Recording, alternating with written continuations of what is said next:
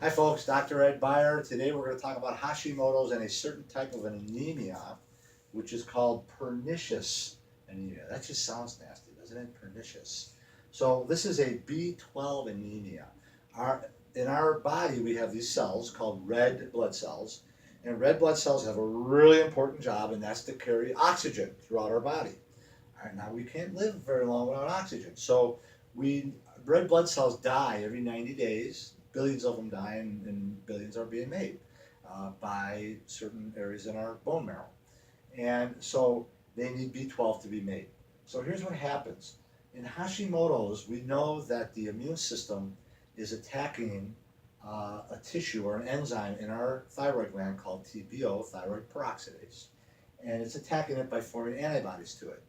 Now, in our gut, there's this protein called intrinsic factor. Intrinsic factor. This is a protein in our gut that looks a lot like this enzyme chemically. So many times, if our immune system's attacking this guy, the TPO, it's also saying, hey, this intrinsic factor looks just like something we're already attacking. Let's attack that too. So we start to get what's called cross-reactivity, when the immune system gets confused and it starts attacking things that look similar. And that's called cross-reactivity. So it starts to attack this intrinsic factor in the gut, and then the intrinsic factor doesn't work very well. Well, what does intrinsic factor do? That's what we want to know. Intrinsic factor is needed for B12 absorption. So many people are having B12 deficiencies because they're not able to use their intrinsic factor because their immune system is attacking it.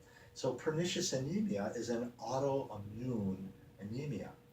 All right, so B12 is needed for red blood cells. Now, how do we know this? Let me tell you, folks, I see this all the time. People get their B12 checked through a blood test. It's really, really highly inaccurate. The most accurate way to check for B12 is to do an organic acids test, which we routinely do in our patients. And we look for an organic acid called methylmalonic acid. When that's elevated, there's a B12 deficiency. We also look for certain genetic mutations like MTHFR, which also will prevent B12 from being used in the body. So this is very common, and we see it a lot. And if you have an anemia, that can trigger your immune system to attack your thyroid more. So we have to look at this. I'm Dr. Ed Beyer. I hope that helps. Have a great day.